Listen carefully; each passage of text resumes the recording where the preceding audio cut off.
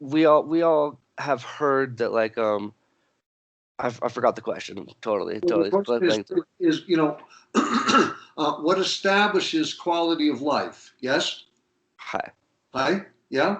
And Yep. again, this is part of our leaving off with what is the sacred. Because if you are not, you know, at least according to my way of thinking, if we are not invested in trying to make actions that are sacred, that are sacred actions, yeah, the criteria of that is others are benefited by it. That's the criteria.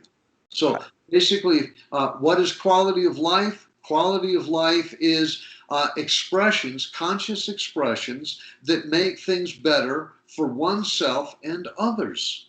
Hi. And others. Yeah? So like, for example, a typical person on a Sunday day where they have like the weekend off, and they feel like they're wasting their time by just not doing Well, anything. so that was the question is Yeah. what is good use of your time is what you were saying, right? Hi. Yeah, that was the question. Yeah, that I'm coming I to. would say Yeah. that that again there has to be balance in all things. Yeah, I mean sometimes it's important to do nothing. To watch TV and pick your nose and do nothing. That can also be a sacred act when you are consciously recharging your batteries. You understand, Yeah. right? But there should be a reference that you are recharging your batteries so that you can get back out into life and then effect sacred actions. And again, sacred actions are when others are benefited by what you're doing. Yeah.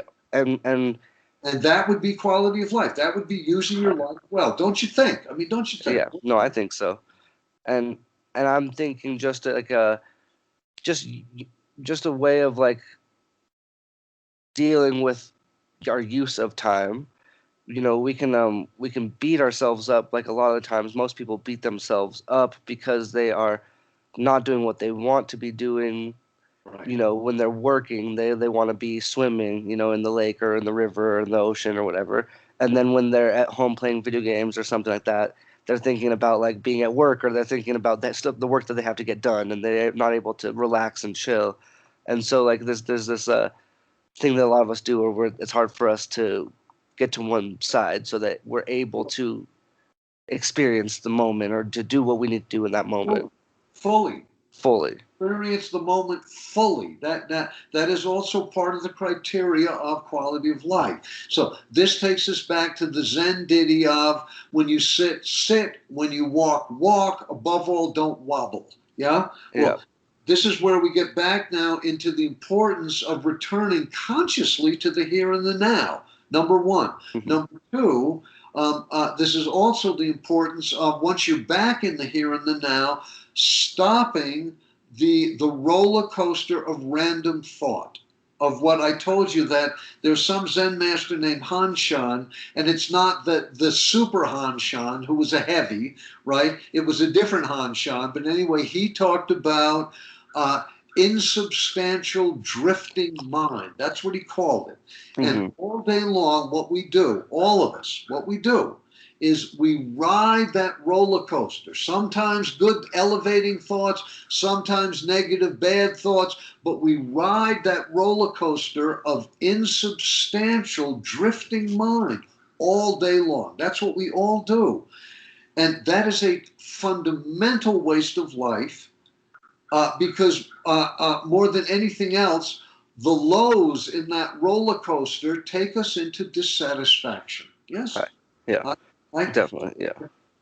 one of our themes has been, and again, this does not come from Eckhart Tolle any more than it comes from Richard Alpert. This is an ancient idea that comes out of India and China about the importance of actually experiencing life in the here and now, actually doing that, because we seldom are. What we generally do, each one of us, is we are not actually living life. We are living our narrative of life.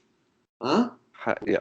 Which And do let me get this. Let me see if I get this correct. But we have previously talked about how one way, not the solution, but one way that we can understand this and maybe work with it, is that we are always thinking about the future and the past, and we're always focused on those things. But when we're able to come back to the moment and assess it, say, is everything bad right now? Okay, no, actually, I'm not dying. I'm not at the very moment. I'm not burning. I'm not starving. I'm not thirsty.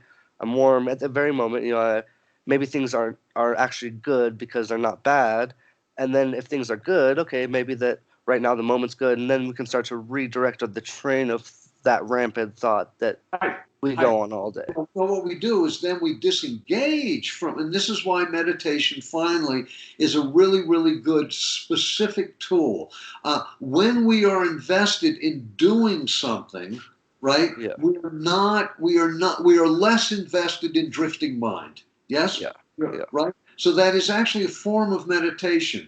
When we are consciously trying to be kind to another person, that is actually a form of meditation. And one of the criteria for the measure of that is that we are not doing that's a habituated fallback into whatever we think, we go with it. And Yes? and we will tend to fall back into those places, but that's kind of the point of meditation, is to at least help guide us on, away from that, away from drifting Right. minds. Well, You know. initially, the importance of meditation, as opposed to being, involved in an art project or building something, right? Where again, you are then using conscious mind at its best. Hmm. Uh, One of the difficulties that the Hindus and the Buddhists, they talk about consciousness is like, can be a compromised thing. Well, they're not being specific enough. So people think that, oh, you're telling me that no mind, mu shen, means to be like stupid. Well, that's no. Yeah. So specifically, what's being talked about is getting off that roller coaster of drifting mind that we Hmm. do all day long. Yeah. Yeah. So in part, we come back into the now awake, where we are actually in the now. A part of the point of that is to interrupt that habituated way that we live our days. Hmm. It's to interrupt that, because by and large, most of us don't know that we can even do that. Yeah. Yeah. See, I think that most people have a complete misconception of kind of what meditation is. But as we've just kind of talked about, it's really important to preface the whole thing of meditation with what we're doing already. We're constantly focusing on the bads and the futures and the past and bitching all the time. And our mind is a tool. And so maybe if we learned how to use that tool, that we could focus and be happier and focus on better things. And meditation is a tool that helps us Right. accomplish those things. Hi, hi. And the issue is not a little. The issue is like vastly happier. That's Yeah. why this is so important. Yeah. Yes. Yeah. So again, to come back into the now is not the end of the process. It's the beginning of this process, then, of recollecting. You understand, coming Hmm. back together again, Yeah. where we really do solidify into then not drifting consciousness, but open awareness. Yeah. And the astonishing thing about life on planet Earth is that when we finally get off the roller coaster, basically, of complaint, yes, and our eyes clear and our senses clear, we are in, a lot of us, at least you and I, right, we are Yeah. in an astonishingly beautiful place. I Hi. mean, like, Yeah. astonishingly beautiful. And there's nourishment in this, is the reason why this is important. Hi. Yes, there's Yeah. actual nourishment. Yeah. And most of us are walking around in an abundance that is, that again, our backyard is the Milky Way galaxy. That's kind of Yeah. abundant.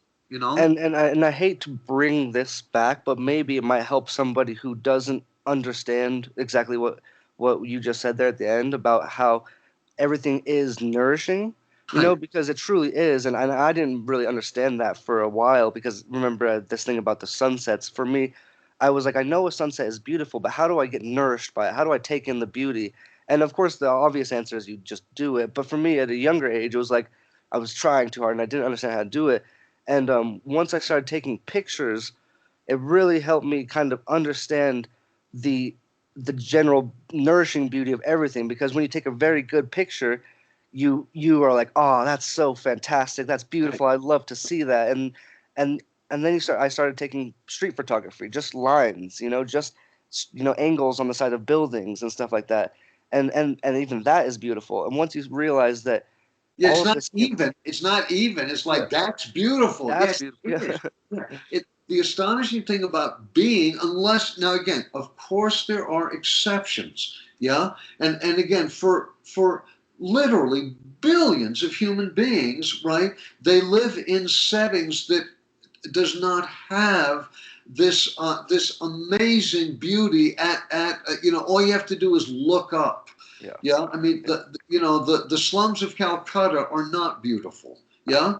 The South Bronx that's not been gentrified is not beautiful. Looks like a war zone. Uh, you know, uh, uh, and there are many places on the world that are like that, all over. right, man. But Yeah, however, for let's just say for you and I, is that the case? yeah. The It's not the case. And I think I'm not trying to say, oh, I'm better or anything like that. I'm just Oh, you're more fortunate. acknowledging the situation. Hi, you're more fortunate. Hi.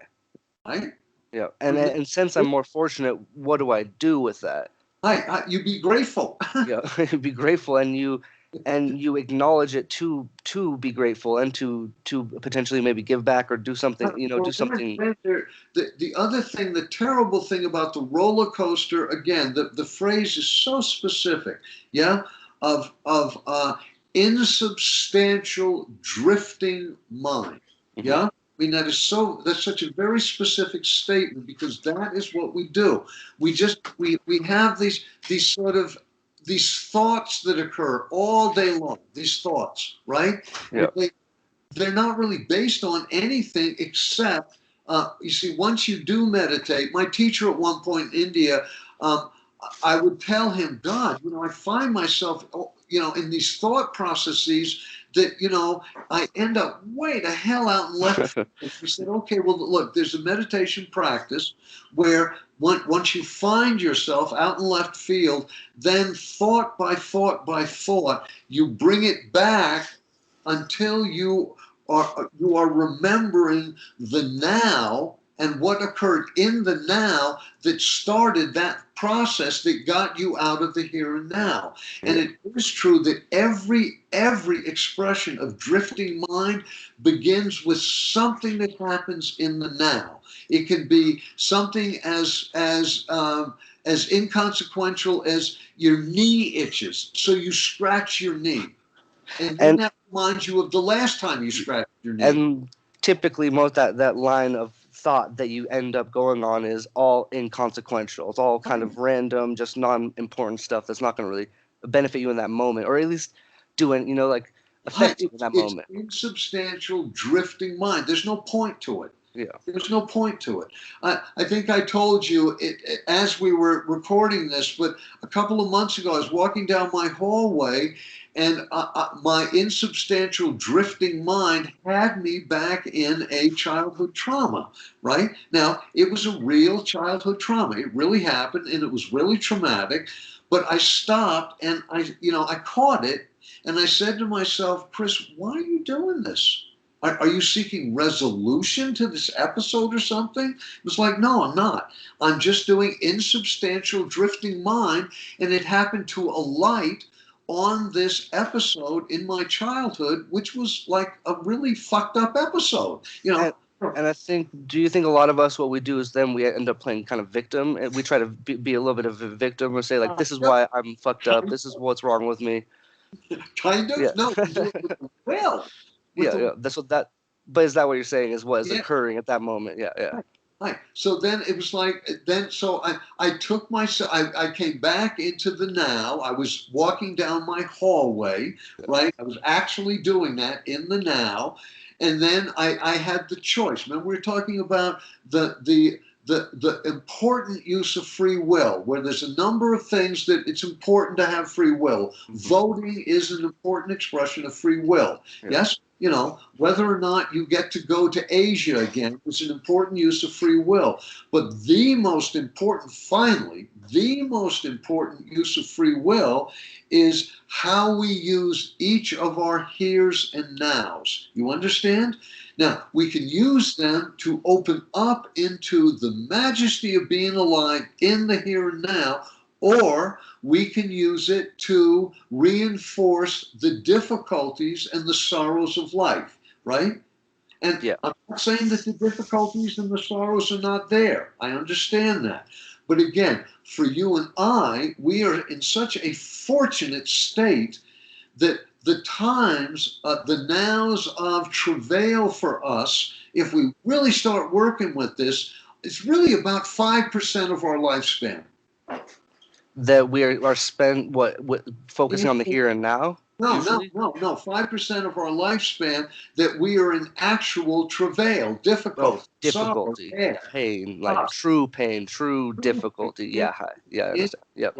where we have a toothache, or Yeah. we can't pay the rent, or there isn't enough food, or whatever it may be. For us, because we are so, the word I would use, I know this will offend people, but fuck it, is blessed. That we Yeah, are blessed. it's true. And just to go along with that, I was going to bed last night just thinking about money, and I was like, I really only, even for me who doesn't have a lot of money, I don't have to worry about it that often, like maybe once a month. And that it's like it's not like an everyday thing. It's not every day I have to be like, oh no, I don't have money today. It's like once a month I'll end up getting there, and I'll have to worry about it because I'm pretty poor. But it's not like an No, everyday no, no, constant dude, battle.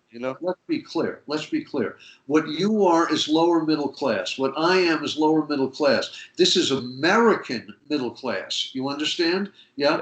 Yeah, Now, again, world beat. You understand? Where we take running hot and cold water absolutely for granted. Again, for probably 7 billion of us on the planet, you understand?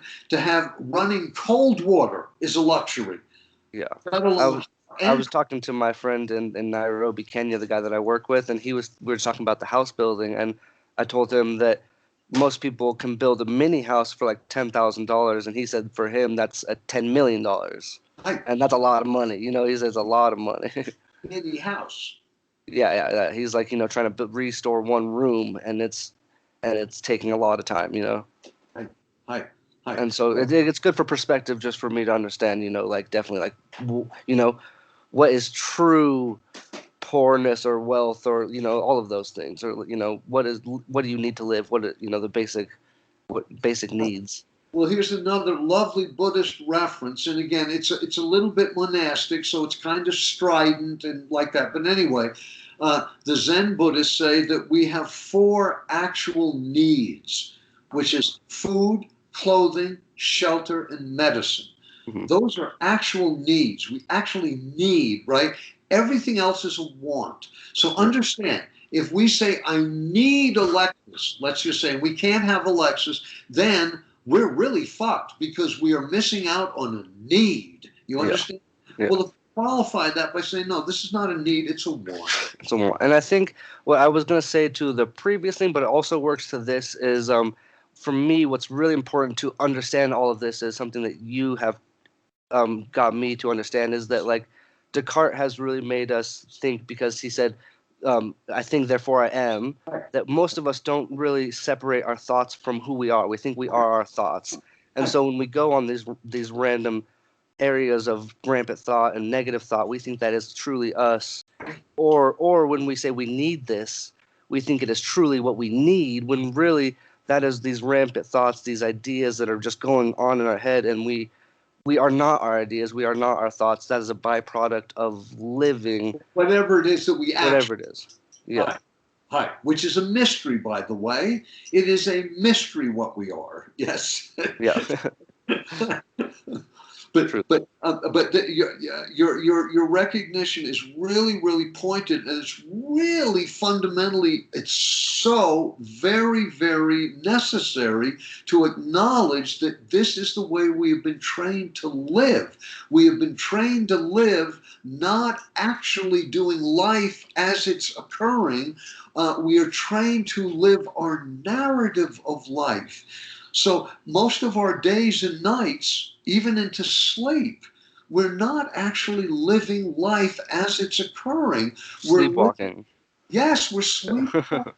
And the sorrow is we're not just sleepwalking, we're basically kind of nightmare walking.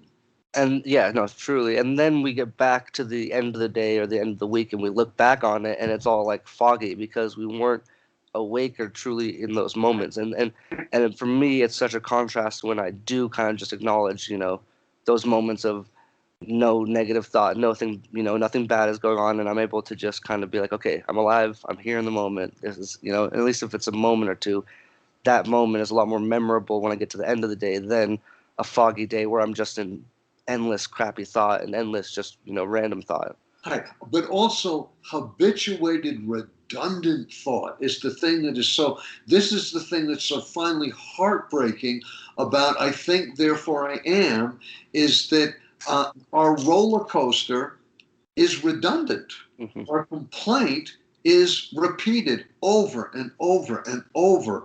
Our sense of being victimized, it, Hmm. over and over and over and over and over again. So pretty soon that tsunamis any other way of being, and then we end up with our norm, our habituated norm is being in an anguished sense of lack. And then this is who I am. I can't change. I Right, can't do it. right. I And I can't do anything. cannot change my life, you see?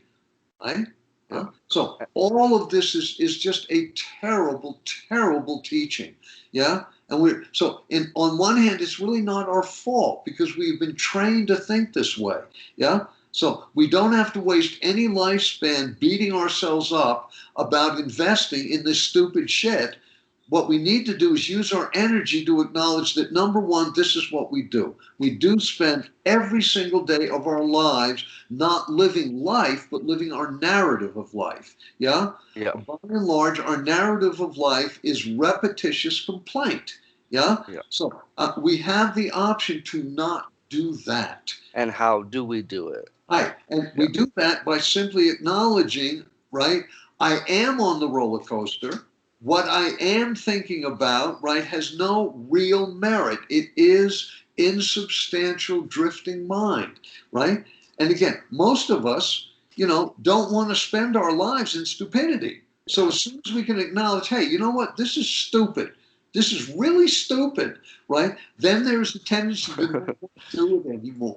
that's true. No, it's really good. And I think that it is a really important concept to go with meditation. You really have to understand all of these ideas that what we're doing wrong, that we have been habituated into random thought, and then if we want to change it, there are tools out there, and like meditation, Right. it's not just sitting there trying to find happiness or find enlightenment, you're not just like sitting there trying to search for something. You are using the tools of your brain to actually enact quietness so that you're not on that rampant train of thought, so that you can come back to the here and now and And experience actually, life, I know, and actually experience the here and now, exactly. which we by and large don't do. You Yeah. see, no, we don't. We are experiencing our interpretation of what life is, how life is occurring right here, right now.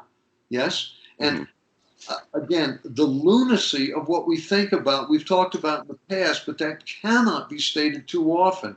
That we have been told really crazy stuff, really Yeah. like super crazy stuff to invest in the attempt of gaining quality of life. The fact is, we do not have to add anything to our lives. Life is already occurring right in the midst of the Milky Way galaxy is a reference of magnitude and majesty. You I understand? guess that's a really important topic that we haven't even broken into.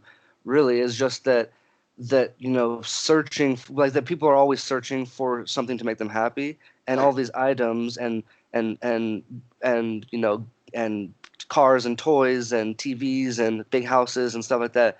If you ask most people, that it will create some happiness, but most people say it's fleeting. And it doesn't create the sustainable happiness. Most people tell you it's friends, family, experiences with with other people. It's not like But it's not that's not things. true either. You see, that's all. Working with a new client, and she's talking about she's becoming happier. She acknowledged that she is becoming happier. But then she said, it's because all these things in my life are coming together. And it's like, no, that is not what we're talking about here. Where, again, in coming back to the here and now as a practice, as a meditation, you understand?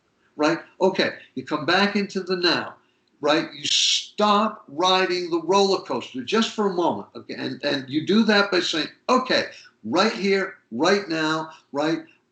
As the Zen master Hakuin Zenji said, at this moment, what is it that you lack? So, Alex, at this moment, what is it that you lack? So I just want to do a devil's advocate because we've done this a couple times, and I know my answer would be, but I was just thinking about a lot of people in those situations. There's a social aspect where it's like, oh, I don't have the good enough jobs that my friends will respect me. I don't have Right. and then we start thinking about those things, But you and then see, we're like, I'm not happy because I right, don't have, right.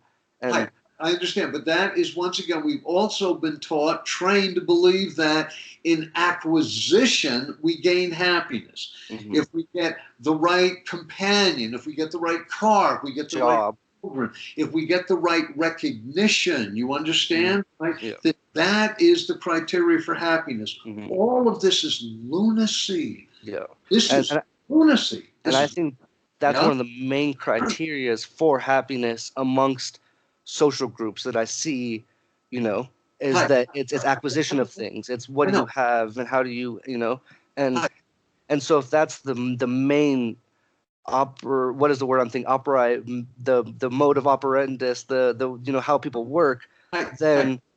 then it's really hard for people to come back to what we're even talking about, that it's happiness is just being here in the moment, happiness is. And I think now that I'm saying it, it almost sounds kind of like I'm a hippie man or I'm taking hallucinogens, but like you have to really, Which you have, right, you really have to, you have to as I have years bre- ago. Yeah, break away from that stupid ass uh, Hi. No, this is teachings, we're talking about in Sanskrit. It's called patavritti, which means that there's an absolute turning. Give me one second. My cat just wants to come in. Hi, hi, hi. He's at the door.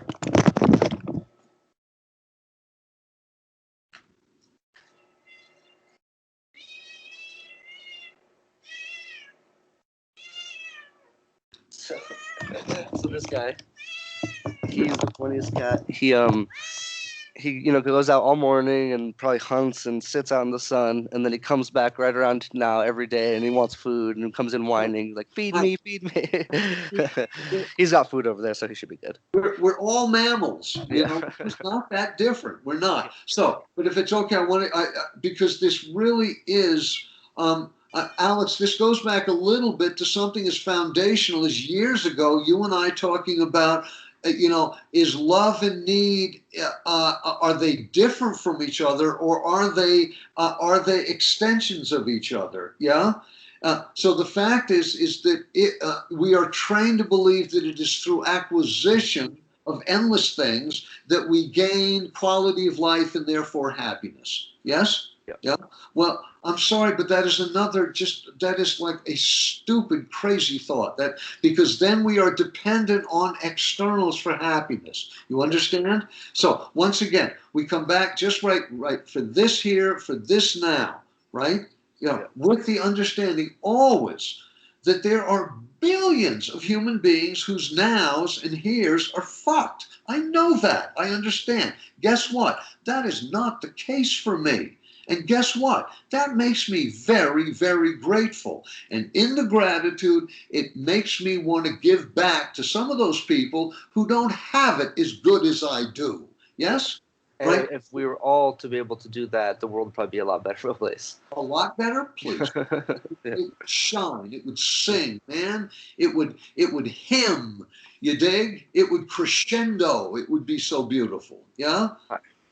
Right? And again, if we don't stop with our species, but with all the species on the planet, the terrible sorrow that is going on everywhere, everywhere.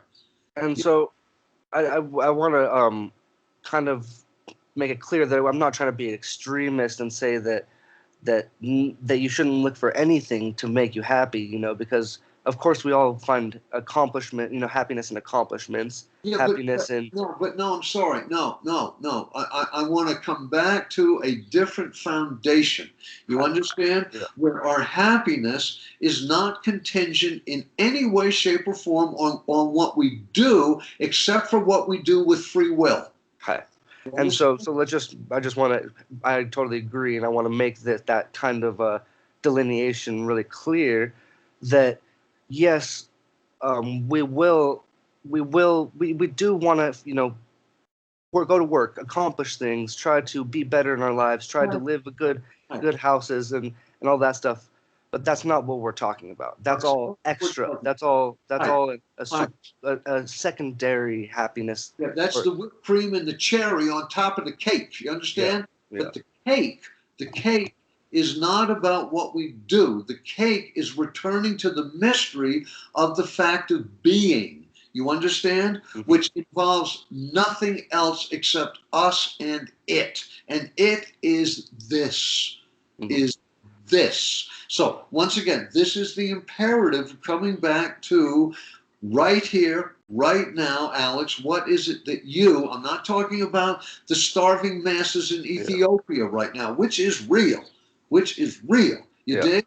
Right? Well, so if I come back to a place of acknowledged abundance in my life, am I going to be more likely or less likely to maybe give back a little bit of what I have? Right? yeah, exactly. And it's a lot easier to give back when you are at least acknowledging it, and not so threadbare that you're unable to acknowledge it or to Right. appreciate what you have, and And I would say, you and I, threadbare? What? What? yeah, What? yeah, Threadbare? seriously. The fuck? Yeah. Right? I was thinking more emotionally. You're so emotionally threadbare that you can't Well, even that, acknowledge what you have. dude, Yeah. why, with your here and now and my here and now, right, would we be wringing our hands about anything? Yeah. Yeah. Right now I'm sitting in a climate controlled room with coffee and and all the my friends around me, and it's a beautiful day outside, and I got food in the fridge. I got everything that I need. Right. See, the needs are dealt with. Food, clothing, shelter. Right now, you don't need any medicine. You know what Yeah. I'm saying? Right. Right? But again, if in the face of this we are still wringing our hands about how threadbare our lives are, don't you see how nuts that is? hmm I And so agree. Yeah. again, most people are not stupid. And if you point out that you have been misled, that you have been taught badly into investing in a norm, a habituated norm, that by its nature will leave you feeling threadbare hmm when you're not threadbare. Yeah. Do Yeah. that. And it's important to have perspective in order to understand that you are truly not threadbare, Huh? or Right. or or maybe you are, Well, but to have that there perspective, are billions who are. yeah, No, no shit. No, yeah, we all know this. yeah, Yeah. Just like right now, the fires that once again are gobbling up Arizona and, southern New Mexico, there are millions of beings that are burning to death, as you and I are acknowledging that our here and now is absolutely benign. yeah, Because it is. yeah. I mean, I'm very privileged, if being a Right. privileged American, and then wringing my hands about that, and then not having perspective it's an injustice to the actual people who are really suffering, who actually have it in a really bad situation, and then you probably aren't going to do anything to help anybody because you think your life is so hard. But Right. so it's important to come back to just how good, just okay. So what I wanted to say is, for a lot of people who I know, it is very hard and very difficult to just be. I know when they have to just be and do nothing for like an hour or two, it's very difficult for them. They get really antsy, and they want to go do stuff. And so it's really uh, a conflictory idea that we're saying a good lesson is to just come back to the moment and just be. And so like you have to we have to kind of work with those two ideas, I think. But Well, we're actually working on about 5 ideas, because if you come back into the now and you reinvest in the habituated process of riding that roller coaster. I yeah, mean, most people, when they first start meditating, they say, I don't like meditation because when I sit down, my mind starts to race. Yeah. exactly. Well, that's the roller coaster. See, Hmm. that's the roller coaster. So yes, it is imperative that you work with disengage. Then once you're in the now, that's when you use the mechanism, the tool of saying, okay, right now, what is it that I lack? Now, Yeah, you may do that in a now where you go, I'm hungry. So what's the answer to that in our abundance? What's the answer? yeah. Maybe get up and go make yourself some food. Go. And like really, we are in like if you live in like my city, Santa Fe, food is close in every direction. The farthest you have to walk is maybe 20, 30 minutes to find food anywhere. So it's not like you're going to go starving. If you're really hungry, go out and get food, come back, and then continue doing what you're doing. Yeah, there's an old Jewish joke, because again, one of the norms about particularly old Jewish people is complaint, right? Yeah. So this old Jewish guy's walking down the road and he's thinking, I'm so hungry, I'm so hungry. So he goes into a restaurant, he has a meal, and he comes back out and he's walking down the road going, I was so hungry, I was so hungry. And so that's what we all do. Yeah. That's Yeah. what we all do. And Yeah. again, now that we're looking at this, doesn't that seem a little stupid? Yeah. Yeah. And so that totally makes sense. What you just said is we're not saying just be here now in rampant thought that you I, are you're I, doing all the time. It's when you're being here now, that means trying to reassess the good and the bad. Once you understand that nothing is actually truly that bad, if it's not that bad, I, then maybe you can use your energy to focus on the good, and then all of these things kind of reshape, and you can change. You can become happier. You can become more motivated. I mean, if you do acknowledge, hey, right here, right now, with the understanding that there's pain coming down the birth canal, and there's pain in dying, but neither of those things are happening right now. Right They're now. Yeah. not happening. I have been in heres and nows with toothaches where the here and now was, what I was lacking then, yeah, was not being out of pain. Yeah. Yeah. Yeah. But that is not happening right now. Hmm. Yeah. So this is why, again, so we come back into the now. We come back into the burdenlessness of the now, Hmm. right? All of this is use of free will. Hmm. So then we are in an acknowledged state of ease of being in this now. Hmm. See? And then whole new now. The universe has remade itself, right? So we have the potential to go through our days in awareness, in consciousness, then going into awareness, where we say, no, right here, right now, it's okay. Yeah? It's like that joke in the latest remake of The Magnificent Seven with Denzel, right, where Chris Pratt is one of the actors, and he's talking about a guy falling out of a 5-story window, and somebody at the 3rd story says, "How's it going?" And the guy goes, "So far, so good." So, at the 3rd story, which is us in between birth and death, you understand, right? Right here, right now, so far, so good. Yeah. With, We're all falling, but right. and I mean, what do you want to do? It's about the free will. What do you want to do in that time? Do you want to focus on the bad and make that time that you have really bad, or do you want to use that same amount of energy and focus on the good stuff, and maybe you can actually have a And good life? not even the good stuff, because then we get into positive affirmation, which I hate. I Yeah, hate that shit. Right? yeah, My take on positive affirmation, that's like building a beautiful home on top of open sewage. You yeah, dig? So yeah, what we're doing is we are now looking at what is the open sewage. We are yeah, not having positive affirmation. So this is about returning to the now in neutrality to begin with. yeah, This is like life is good, life is good, life is good. We're not doing that. We're yeah, not doing that. all we're doing is coming back with the consideration is, right here, right now, am I in a state of smelling open sewage? Is that happening? Yeah. No.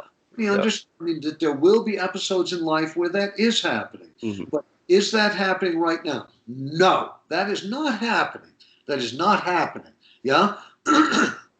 And again, if we just think about it for a little bit, yeah, I mean, how often are we actually in a state of genuine dukkha, of real suffering? How often? Yeah. Real. Like okay, let me try to think. I mean, I can't even imagine. Maybe when I might dislocated my arm, Right, like 5 years ago, right, or oh no, like you were talking about toothache, right. months ago or a year ago or whatever, but it's a long time, and Indeed. and before that, years between my arm and my tooth, and in between that, maybe a couple friends' deaths that are truly, or family that is really painful, Indeed. Or, but or that friends also includes, different expressions of life, like, like a dog who is dear to you dying or stuff. Yeah. So, but the fact is, if we really look at it, maybe 5% of our lifespans are actually spent in genuine, real dukkha. yeah, and compared to the percentage of my day where nothing truly bad is happening to me on each daily basis. Right, which Yeah, is day after day after day after day after day. yeah, Now, we do have the option, see, then we can come back into the now, right? Number one, first step is coming back. Okay, I'm actually going to be in the now. Yeah, right? Okay, what am I thinking about? Right? And yeah, random the, stuff. the insubstantial mind is like, okay, do based on the newscast that the random thought is giving me, which Mhm. is life is compromised and life is bad and I am a victim, right? Well, again, in this here, in this now, for you and I, and maybe for anybody's listening, again, if you have the leisure to do what we're doing or to listen to what we're doing, right, the odds are very high that your here and now is already absolutely okay. Yeah, Absolutely okay. Now, if you then have to go to work and you go out and you almost get run over by a bus, that here and now is not the same as this here and now. You understand? yeah, But guess what? That's not happening right now. yeah, and that's why it's important to be realistic with each situation so that you can delineate or differentiate them and be realist. Be just take the full advantage of the moment. Right. Indeed, indeed. Now, again, since we've acknowledged that, let's say even 10% of our life experience, you and me, right? And, I do know about your upbringing, and it was, it was definitely not Leave It to Beaver, dude. I know this, right? But with that being said, I think even before I ever met you, that I was able to assess that fact that my moments of good far outweighed my moments of bad, even though that, I did it. that makes you a huge exception to most people, at least I've known in my lifespan, at least in America. Yeah? Yeah, I Right? don't know how I did it. It was a gift. Well, I that was got lucky. again, a Hindu or a Buddhist would say it's because of reincarnation, dude. You already got that one worked out. Well, we can deepen it to the point where let's say that it's not 5% for you and I. Let's say it's 10%. 10% of our lifespan is really spent in fucked up shit. It's awful. It's no good. All the way unto dying. You Mhm. understand? Right? But let's just say, okay, if that is the case, then 90% of our lifespan is at least spent in neutrality. Now, once we can come back to the neutrality and we stop doing this, Krishnamurti says that if the mind is cluttered, yes, it is impossible to see beauty. Now, he's right about that. He's right about that. Mhm. Now, by definition, if the mind is not cluttered, if the mind is quiet, if the mind is not in complaint, yes, and then you just look at what's in front of you. I'm just looking at my living room right now. Yes, Mhm. right? Well, it's a really pretty living room. Yeah. And if I look out the window, there is sunlight on the new leaves on the apple tree outside, which is very beautiful once I'm not dealing with endless complaint. It's Yeah. really beautiful. It's And beautiful. we're so habituated to just to thinking that these things are mundane because we look at them every day. Right. You know that people who live in mansions, or me in my house, can even tend to lapse into that's just a thing. That's just normal, normal, normal. And really, if like maybe this only makes sense to people who have taken hallucinogens, but really, if you like I was saying, like the pictures. No. Now, the other group of people who it really makes sense for is really poor people. Yeah. And in my life experience, poor people will milk a now that is not problematic. Man, they will milk it, right? Because they understand how precious it is. Or another one, like we were referring to with the pictures, is artists. Someone who draws or someone who takes pictures, they can do what we were just talking about. Is it's not so hard probably for them to look and just be like, wow, like that wall is beautiful. This is we live in a beautiful world. You know, the colors, the lines, like even the lines and the shadows. You know, the small minute details. You know. Even I mean, yeah, this is, this is starlight, impacting on angles and shit. I mean, all of this stuff is yeah. it, The just how light works is right, amazing. That you know. right. It's astonishing. And again, we are not astonished. So why not? Because we are habituated, as you said, you're right. Yeah.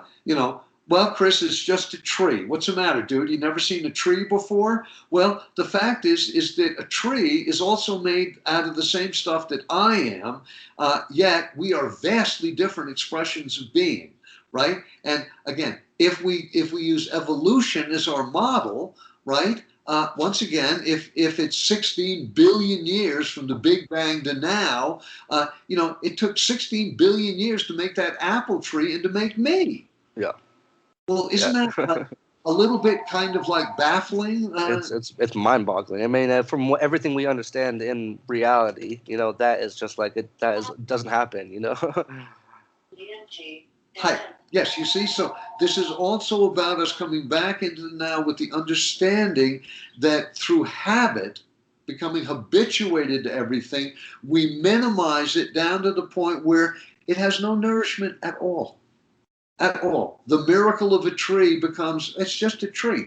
Yeah. The fact that we are, out on my deck this morning with a cup of coffee, I was being warmed by a star as the planet moved to allow the star to become higher and higher in my sky. I mean, all of this is astonishing.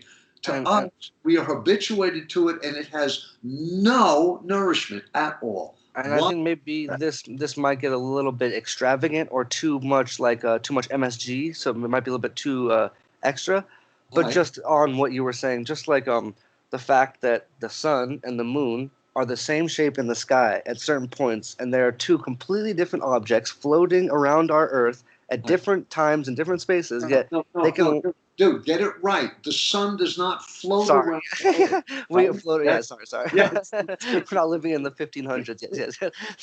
The Earth's floating around the sun while the moon's floating around the Earth. But and the fact that the Earth is floating around the sun, and it's doing so elliptically, yet it is coherent enough that we're not smashing into the star, right? And we have all these planets that are protecting us from all of the meteors that come in. But just to me, just the almost divine, like the divine what work or whatever, I don't know what I'm saying, but for the moon and the sun to be in completely different elliptical motions, doing completely different things, but yet they can line up and be the same size in the sky from where we're viewing them, is some kind of mathematical anomaly that doesn't even boggles my mind, and like. Well done. But we got to stop, dude, because so we'll get back to this, but understand that once again, we are not talking about visions or anything like that. We're just talking about what is. Far, we're only talking about what is.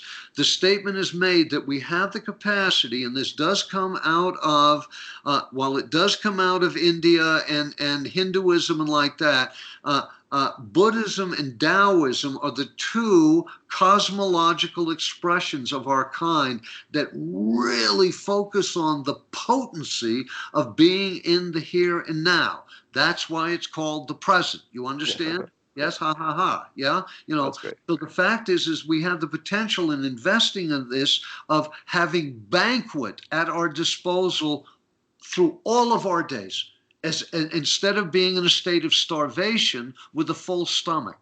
Yeah. I Yeah. mean, that doesn't make any sense, does Yeah. it? Doesn't make any sense. And Right? I'm working very, very hard on changing that. And and I think that if the whole world did that, it'd be a much better place. Well, also, people would be so much happier instead of, I'm so hungry. Threadbare. I was so hungry. Yes, it's like, dude, you have a full stomach, Yeah. Yeah. right? Enjoy the full stomach. All right, man. All Sounds right. great. I'll see you tomorrow. All right, take care. Love you, bro.